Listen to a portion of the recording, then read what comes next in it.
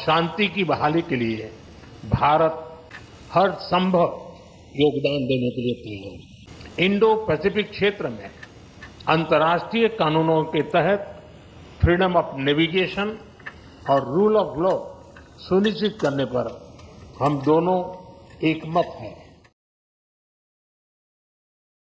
Germany বরাবরই ভারতের বড় বন্ধু।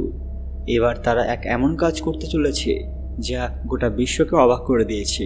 তারা বর্তমানে ভারতের $7 বিলিয়ন সাবমেরিন প্রকল্পে প্রবেশ করতে আগ্রহী, যা দক্ষিণ এশিয়ার প্রতিরক্ষা কৌশলে একটি নতুন মাত্রা যোগ করবে। এই প্রকল্পটি ভারতীয় নৌবাহিনীকে উন্নত এবং অত্যাধুনিক প্রযুক্তির সাবমেরিন দিয়ে সজ্জিত করার জন্য তৈরি করা হয়েছে, যার মূল লক্ষ্য হল ভারত মহাসাগর এবং এর আশেপাশের অঞ্চলে প্রতিরক্ষা শক্তি বাড়ানো। এই প্রকল্পের মাধ্যমে ভারত 6টি উন্নত ডিজেল ইলেকট্রিক সাবমেরিন তৈরি করবে, যা সামরিক ক্ষমতার দিক থেকে ভারতের প্রতিরক্ষা খাতকে আরও সমৃদ্ধ করবে। জার্মানির বৃহৎ প্রতিরক্ষা সংস্থা থাইসেন গ্রুপ ম্যারিন সিস্টেমস অর্থাৎ TKMS এই প্রকল্পে অংশগ্রহণের আগ্রহ প্রকাশ করেছে। তাদের ধারণা অনুযায়ী জার্মানির উচ্চ প্রযুক্তি সম্পন্ন সাবমেরিন তৈরির অভিজ্ঞতা ভারতের নৌবাহিনীর প্রয়োজনীয়তাকে পূরণ করতে পারবে। জার্মানির এই আগ্রহের পেছনে কিছু গুরুত্বপূর্ণ কারণ আছে, যা সবার জেনে নেওয়া দরকার। ঠিক কী ঘটেছে সবটাই জানবেন আজকের ভিডিওতে, এবং কিভাবে এর প্রভাব ভারতের উপর পড়বে। সর্বোপরি ভারত কিভাবে বিশ্বের সর্বশ্রেষ্ঠ স্থানে চলে যাবে জানলে আপনারা সবাই অবাক হবেন। তার আগে কমেন্ট বক্সে ভক্তির সঙ্গে হর হর মহাদেব লিখতে ভুলবেন না। সকলকে আমাদের চ্যানেল পুরাণ কথায় স্বাগত। আজকে আপনারা জানবেন কিভাবে ভারতকে সাহায্য করতে চলেছে জার্মানি। ভিডিওতে এগোনোর আগে সবাই অবশ্যই আমাদের চ্যানেলটি সাবস্ক্রাইব করে নেবেন। জার্মানির এই আগ্রহের পেছনে কিছু গুরুত্বপূর্ণ কারণ রয়েছে। তারা কিন্তু কোনো কাজ স্বার্থ ছাড়া করে না। ভারত বর্তমানে বিশ্ব রাজনীতিতে এবং সামরিক শক্তিতে একটি ক্রমবর্ধমান শক্তিশালী দেশ হিসেবে পরিচিতি পাচ্ছে। পশ্চিমের দেশগুলোর সাথে ভারতের ঘনিষ্ঠ সম্পর্ক থাকলেও তার প্রতিরক্ষা এবং অর্থনীতির ক্ষেত্রে নির্দিষ্টভাবে জার্মানির প্রবেশকে কৌশলগত গুরুত্ব প্রদান করা হচ্ছে। ভারতীয় নৌবাহিনীর জন্য সাবমেরিনগুলি কেবল সমুদ্র প্রতিরক্ষা ব্যবস্থা নয়, বরং এটি সমুদ্র সীমা রক্ষা এবং আঞ্চলিক নিরাপত্তা বজায় রাখার জন্য অপরিহার্য। যেহেতু চীন তার সামুদ্রিক শক্তি বাড়িয়ে তুলছে এবং ভারত মহাসাগরে ক্রমবর্ধমান প্রভাব বিস্তার করছে, তাই ভারতকে তার সাবমেরিন ফ্লিটকে আধুনিক এবং শক্তিশালী করার দিকে মনোযোগ দিতে হচ্ছে। জার্মানি যদি এই প্রকল্পে অংশ নেয় তবে এটি কেবলমাত্র প্রযুক্তিগত সহযোগিতা নয়, বরং ভারত জার্মান প্রতিরক্ষা সম্পর্কের একটি মজবুত ভিত্তি গড়ে তুলতে পারে।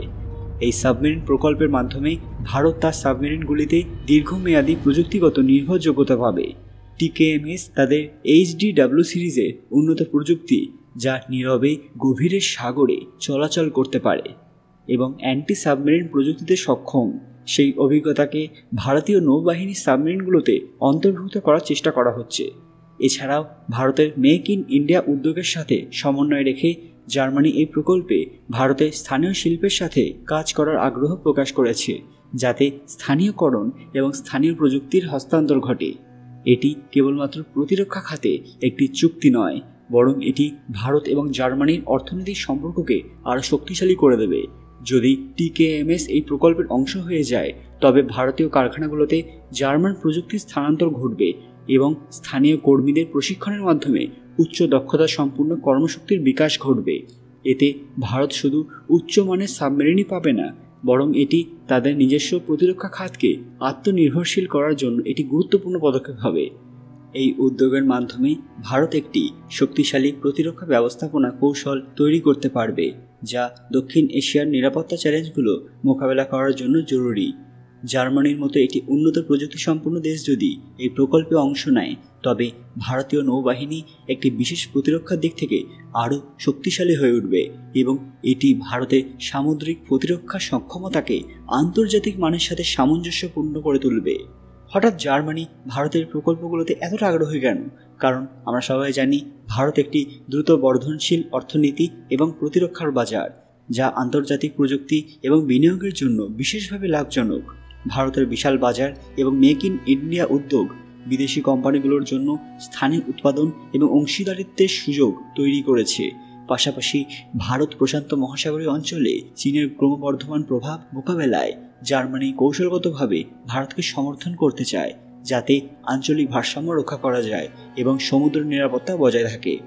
ভারত জার্মানিকে তাদের $7 বিলিয়ন সাবমেরিন প্রকল্পে অংশীদার হিসেবে গ্রহণ করার বিষয়ে ইতিবাচক মনোভাব পোষণ করছে, যদিও বেশ কিছু জিনিস এখনও ভাবনা চিন্তা করার দরকার আছে।